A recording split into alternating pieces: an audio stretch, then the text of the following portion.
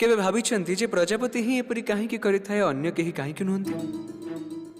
कारण से तार अंशरू बाहर को बाहरी पारिथाए। जदि सी से अंशरू बाहर को बाहरी न पारिथांता तेबे से केबे उड़ी ही पारि न थांता, केबे प्रजापति होई ही पारि न थांता।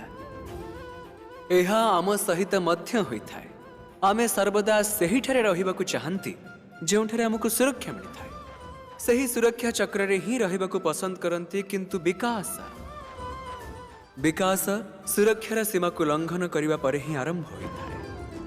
तेबे जीवन में जदि आपण किछि बड़ करिबाकु चाहंती, किछि महान कार्य करिबाकु चाहंती, निजर व्यक्तित्व को पढ़िबाकु चाहंती, तेबे एही सुरक्षा चक्र को भूली जांतु।